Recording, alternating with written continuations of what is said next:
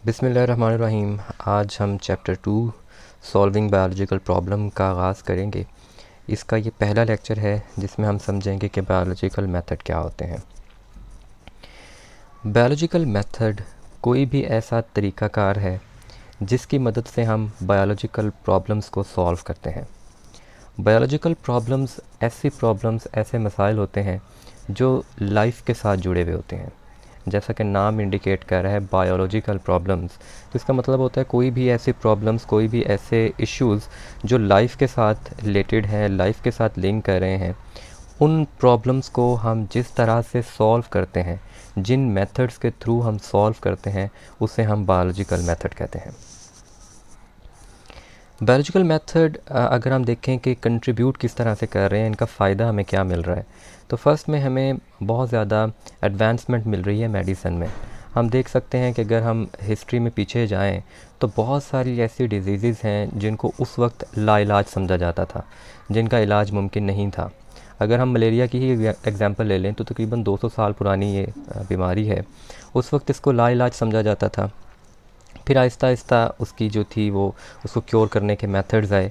आज हम अगर आज की बात करें तो साइंस ने इतनी तरक्की कर ली है कि हम कैंसर तक को ट्रीट कर सकते हैं। तो ये सारा कुछ रिसर्च की वजह से, बायोलॉजिकल मेथड्स की वजह से पॉसिबल हुआ है। सेकेंडली, हमने इकोलॉजी के अंदर बहुत ज़्यादा इसके ऊपर काम किया है। इसके ऊपर बहुत ज़्यादा हमें चीज़ें देखने को मिली हैं, किस तरह से ऑर्गेनिज़म जो हैं वो इंटरेक्ट कर रहे हैं अपने माहौल के साथ, किस तरह हम उनको इंसान की फ़लाह के लिए इस्तेमाल कर सकते हैं। और इसके अलावा हमने टेक्नोलॉजी के अंदर भी बहुत सारी चीज़ें हमें देखने को मिली हैं। जैसे हमने बायोटेक्नोलॉजी की डेफिनेशन में भी देखा था कि हमने इस तरह के जेनेटिकली मॉडिफाइड ऑर्गेनिज़म्स बनाए हैं जो इंसानियत के फ़ायदे के लिए काम करें। तो ये सारा कुछ इसलिए पॉसिबल हुआ कि हमने रिसर्च के थ्रू हमने इनके ऊपर रिसर्च की और हमें पता चला कि इनको किस तरह से बेहतर अंदाज में हम इंसानियत के लिए इस्तेमाल कर सकते हैं। तो जो बायोलॉजिकल मेथड्स होते हैं उसके अंदर कौन कौन से पॉइंट्स इंक्लूडेड हैं उनके बारे में हम बात कर लेते हैं। इस स्लाइड में हमने डेफिनेशन देखी थी बायोलॉजिकल मेथड की। उसके अलावा हमने इम्पोर्टेंस देखी थी जिसके अंदर ये जो 3 पॉइंट्स हैं, एडवांसमेंट इन मेडिसिन, उसके अलावा इकोलॉजी और ये टेक्नोलॉजी, ये हमने 3 चीज़ें इसके अंदर डिस्कस की थी। सबसे पहला पॉइंट जो बायोलॉजिकल मेथड के अंदर होता है वो होता है recognition of the biological problem. सबसे पहले हम प्रॉब्लम को फाइंड आउट करते हैं, उस प्रॉब्लम को फाइंड आउट करते हैं जो लिविंग ऑर्गेनिज़म्स के साथ लिंक्ड होती है। जब हम उस प्रॉब्लम को रिकॉग्नाइज़ कर लेते हैं, हमें पता चल जाता है कि ये बायोलॉजिकल प्रॉब्लम है, उसके बाद हम उसके ऊपर ऑब्जर्वेशंस देते हैं। ऑब्जर्वेशंस क्या होती हैं, इन सारे पॉइंट्स को हम बारी बारी डिस्कस भी करेंगे स्लाइड्स के अंदर।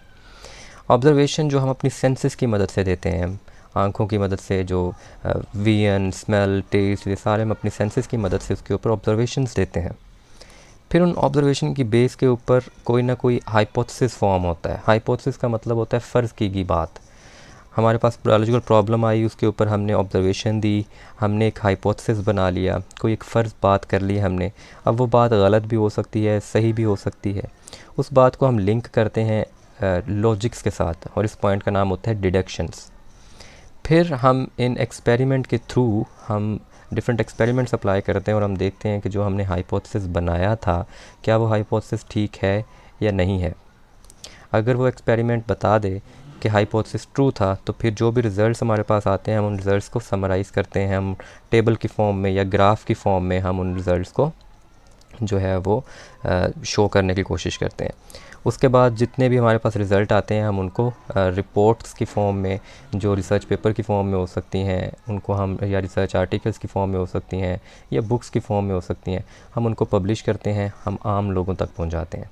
तो ये 7 ऐसे मेथड्स थे जो हम बायोलॉजिकल प्रॉब्लम सॉल्विंग के अंदर पढ़ते हैं। इन सारे 7 पॉइंट्स को हम एक एक करके हम इनको डिस्कस करेंगे। हम देखेंगे कि इनके अंदर कौन कौन सी चीज़ें होती हैं और एग्ज़ाम पॉइंट ऑफ व्यू से हमें कौन कौन सी चीज़ें याद करनी हैं। तो इस स्लाइड के अंदर हमने बायोलॉजिकल मेथड्स जो भी स्टेप इन्वॉल्व हैं उनके नाम देखे हैं।